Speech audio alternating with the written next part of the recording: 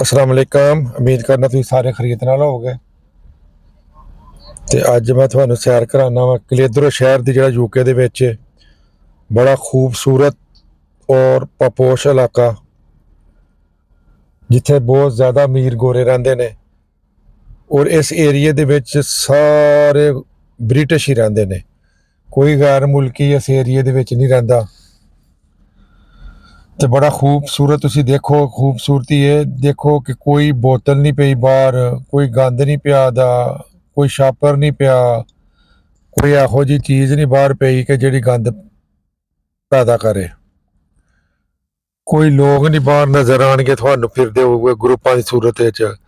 कोई बच्चे शोर करदे नहीं नज़र आउणगे, क्योंकि गोरे लोग जेह्ड़े ना ये ना ही शोर पसंद करदे ने, ये पुरसकून माहौल चाहते ने, ना किसी नूं टेंशन दिंदे ने ते ना किसी कोल टेंशन लैंदे ने। अपना ये सुबह दे तकरीबन कोई 11 बजे का टाइम है, देख लो कोई बंदा बाहर नज़र नहीं इसदा कर रहा।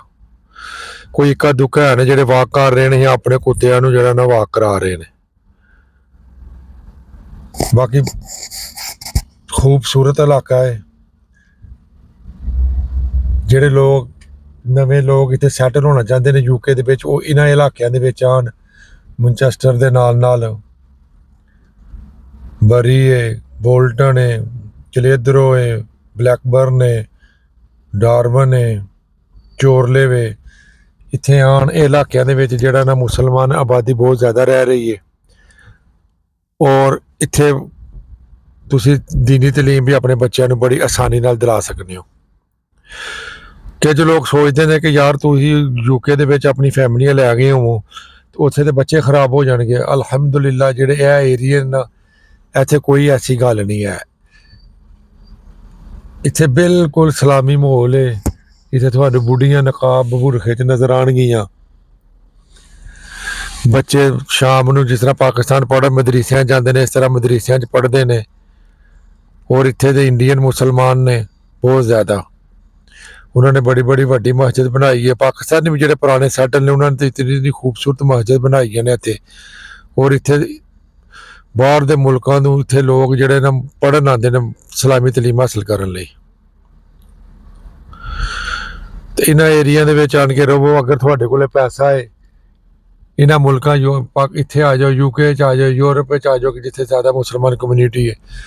इन्हां मुल्कां दे विच आण के रवो, ना तुहानूं कोई तंग करेगा, ना तुसीं किसी नूं तंग करोगे। ना कोई चोरी दा डर है, ना कोई डाके दा डर है। देखो इन्हां लोकां दे घरां दे मकान, कोई इन्नी वड्डी सड़क अगे चार दीवारी नहीं है, छोटियां छोटियां चार दीवारियां ने, यानी फुट फुट की चार दीवारी है। कोई बंदा ये चार दीवारी टप के अंदर नहीं जा सकता।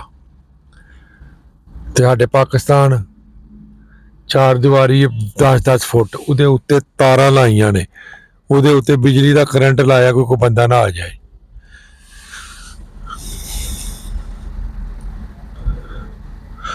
ये तुसीं वेखो, तुसीं और इत्थे तुसीं जेहड़ा ना गड्डी अपनी स्पीड दे चलानी है। अगर रोड की स्पीड 30 है, तुसीं 30 दे चलानी है। अगर 35-36 दे चला ली, तुसीं फस गए, क्योंकि कैमरे लाए ने इन्होंने। अगर तुहानूं कैमरा वज गया तो तुहानूं जुर्माना हो जाएगा, नाल तुहाडे 6 पॉइंट लाइसेंस दे लग जाएंगे। इस वास्ते इत्थे लोकी जेहड़े ना बड़े पुरसकून तरीके नाल गड्डी चलाते हैं। कोई लोग है ने जेहड़े करते ने तेज चलाते हैं, लेकिन कैमरा वज जाता उन्होंने काबू आ जाते हैं। अजकल अज तो काफ़ी गर्मी पै रही, तुसीं धुप्प देखो निकली कैसी, 11 बजे अज धुप्प निकल गई है। और साढ़े पाकिस्तानी और एशियन तो कहते हैं अज बहुत ज़्यादा गर्मी है, तो गोरिया ने पूछो ना, कहते नाइस वैदर टूडे।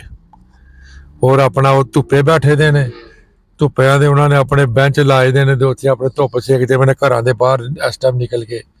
तो असीं पाकिस्तानी अंदर पक्खे लाए दे, अल्लाह दे बंदे असीं गर्मी है जो पाकिस्तान आए हैं, लेकिन सानू ये भी गर्मी बहुत ज़्यादा लगती है। पता नहीं की हिसाब है।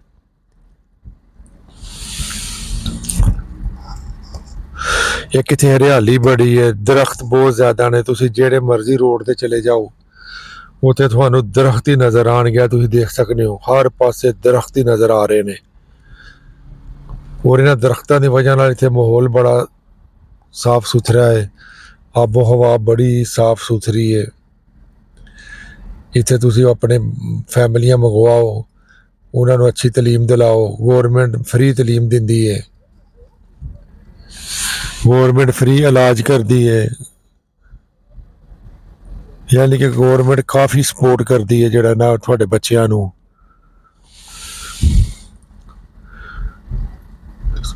ਇਹਨਾਂ ਮੁਲਕਾਂ ਦੇ ਵਿੱਚ ਬੰਦਾ ਅੱਛੀ ਜ਼ਿੰਦਗੀ ਬਸਰ ਕਰ ਸਕਦਾ ਪੁਰਸਕੂਨ ਤਰੀਕੇ ਨਾਲ।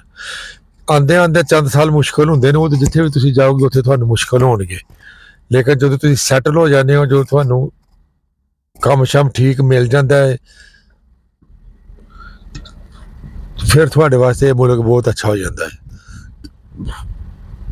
ਇਹ ਮੁਲਕ ਫਿਰ ਇਹੋ ਜਿਹਾ ਮੁਲਕ ਹੈ, ਇੱਥੇ ਤੁਸੀਂ ਦਿਨੇ ਵੀ ਪੈਸੇ ਕਮਾਓ, ਰਾਤੀ ਵੀ ਪੈਸੇ ਕਮਾਓ।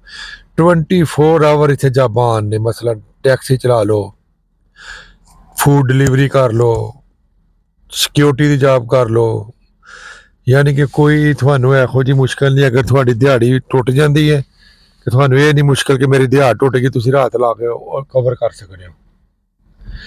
ਬਾਕੀ ਇੱਥੇ ਬਾਰਿਸ਼ਾਂ ਬਹੁਤ ਜ਼ਿਆਦਾ ਹੁੰਦੀਆਂ ਨੇ, ਅੱਲਾ ਦੀ ਬੜੀ ਮਿਹਰਬਾਨੀ, ਜਿਹੜਾ ਕੋਈ ਹਫਤਾ ਹੈ ਧੁੱਪ ਚੜੀ ਹੈ। ਇਹਨਾਂ ਬਾਰਿਸ਼ਾਂ ਦੇ ਇੱਥੇ ਇੰਨੀਆਂ ਹੁੰਦੀਆਂ ਨੇ, ਅਗਰ ਪਾਕਿਸਤਾਨ ਇੰਨੀਆਂ ਬਾਰਿਸ਼ਾਂ ਹੋਣ ਤਾਂ ਕੋਈ ਬੰਦਾ ਕੰਮ ਦੀ ਨਾ ਜਾਏ। ਇੱਥੇ ਬਾਰਿਸ਼ ਦੇ ਵਿੱਚ ਵੀ ਕੰਮ ਦੇ ਤੇ ਧੁੱਪੇ ਵੀ ਕੰਮ ਦੇ। ਬਾਰਿਸ਼ ਦੀ ਤਾਂ ਛੁੱਟੀ ਹੋਣੀ ਨਾ, ਅਗਰ ਬਾਰਿਸ਼ ਦੀ ਛੁੱਟੀ ਹੋ ਜਾਏ ਤੇ ਫਿਰ ਤੇ ਇੱਥੇ ਤੇ ਰਹਿ ਨਹੀਂ ਛੁੱਟੀਆਂ।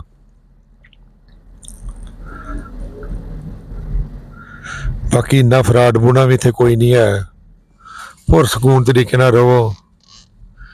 ਪਾਕਿਸਤਾਨ ਵੀ ਅਗਰ ਕਾਨੂੰਨ ਬਣ ਜਾਏ, ਸਹੀ ਕਾਨੂੰਨ ਹੋਵੇ, ਤੇ ਉੱਥੇ ਵੀ ਪੁਰਸਕੂਨ ਜ਼ਿੰਦਗੀ ਬੰਦਾ ਗੁਜ਼ਾਰ ਸਕਦਾ ਹੈ, ਲੇਕਿਨ ਉੱਥੇ ਜਿਹਨੂੰ ਪੁੱਛੋ ਉਹੀ ਤੰਗ ਹੈ, ਜਿਹਨੂੰ ਪੁੱਛੋ ਉਹੀ ਤੰਗ ਹੈ। ਇੱਕ ਇੱਥੇ ਕਿਸੇ ਗੱਡੀ ਨੇ ਹਾਰਨ ਨਹੀਂ ਮਾਰਨਾ, ਅਗਰ ਕਿਸੇ ਨੂੰ ਹਾਰਨ ਮਾਰੋਗੇ ਉਹ ਗਾਲ ਮਹਿਸੂਸ ਕਰੇਗਾ। ਹੋ ਸਕਦਾ ਲੱਥ ਕੇ ਤੁਹਾਨੂੰ ਜਿਹੜਾ ਨਾ ਤੁਹਾਡੇ ਨਾਲ ਲੜਨਾ ਸ਼ੁਰੂ ਹੋ ਜਾਏਗਾ, ਤੂੰ ਮੈਨੂੰ ਹਾਰਨ ਕਿਉਂ ਮਾਰਿਆ। ਹਾਂ, ਉਹਦੀ ਗਲਤੀ ਹੋਏਗੀ ਤੇ ਫਿਰ ਉਹ ਹੱਥ ਚੁੱਕ ਕੇ ਸੌਰੀ ਕਰ ਦੇਗਾ, ਵਰਨਾ ਹਾਰਨ ਮਾਰਨਾ ਤੇ ਨੀਰੀ ਲੜਾਈ ਹੈ। ਇੱਥੇ ਇੰਨਾ ਗੁੱਸਾ ਗਾਲ ਦਾ ਨਹੀਂ ਕਰਦੇ ਜਿੰਨਾ ਹਾਰਨ ਮਾਰਨ ਦਾ ਕਰਦੇ ਨੇ। ਕੋਈ ਪਾਪਾ ਟੀਟਾਂ ਦੀ ਆਵਾਜ਼ ਨਹੀਂ ਇੱਥੇ ਆਉਂਦੀ। ਇਹਦੇ ਆਲੇ ਦੁਆਲੇ ਡੇਅਰੀ ਫਾਰਮ ਨੇ, ਕੋਈ ਜਾਨਵਰ ਨਹੀਂ ਅੱਗੇ ਆ ਰਿਹਾ ਸੜਕ ਦੇ, ਉਹਨਾਂ ਨੇ ਫੈਂਸਾਂ ਲਾਈਆਂ ਨੇ, ਜਾਨਵਰ ਉਹਦੇ ਅੰਦਰ ਹੀ ਰਹਿੰਦੇ ਨੇ।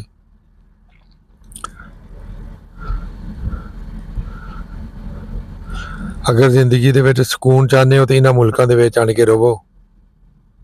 5 ਟਾਈਮ ਦੀ ਨਮਾਜ਼ ਪੜ੍ਹੋ ਤੇ ਅੱਲਾ ਅੱਲਾ ਕਰੋ, ਨਾ ਕੋਈ ਤੁਹਾਨੂੰ ਕੋਈ ਕਹੇਗਾ ਕੀ ਕਰ ਰਹੇ ਹੋ। ਇਹ ਗਰਮੀ ਇੰਨੀ ਪੈ ਰਹੀ ਹੈ ਤੇ ਕਈਆਂ ਲੋਕਾਂ ਨੇ ਅਜੇ ਵੀ ਮੋਟੀਆਂ ਜੈਕਟਾਂ ਪਾ ਕੇ ਫਿਰਦੇ ਪਏ ਨੇ। ਅਗਰ ਸਾਡੇ ਪਾਕਿਸਤਾਨ ਗਰਮੀ ਦੇ ਵਿੱਚ ਜੈਕਟ ਪਾ ਲਓ ਤਾਂ ਲੋਕ ਕਹਿਣਾ ਸ਼ੁਰੂ ਹੋ ਜਾਂਦਾ ਕਿ ਇਹਦਾ ਦਿਮਾਗ ਪਾਗਲ ਹੋ ਗਿਆ, ਉਹ ਇੰਨੀ ਗਰਮੀ ਹੈ ਜੈਕਟ। ਇੱਥੇ ਹਰ ਬੰਦੇ ਨੇ ਗੱਡੀ ਦੇ ਵਿੱਚ ਜਰਸੀ ਔਰ ਜੈਕਟ ਰੱਖੀ ਹੁੰਦੀ ਹੈ, ਕੋਈ ਪਤਾ ਨਹੀਂ ਮੌਸਮ ਨੇ ਕਦੋਂ ਕਲਟੀ ਮਾਰ ਜਾਣੀ ਹੈ। ਕੋਈ ਮੌਸਮ ਦਾ ਇੱਥੇ ਇਤਬਾਰ ਨਹੀਂ ਹੈ। ਹੁਣ ਧੁੱਪ ਚੜੀ, ਹੋ ਸਕਦਾ ਔਰ 2 ਘੰਟੇ ਬਾਅਦ ਇੱਥੇ ਬਾਰਿਸ਼ ਸ਼ੁਰੂ ਹੋ ਜਾਏ ਔਰ ਮੌਸਮ ਠੰਡਾ ਹੋ ਜਾਏ।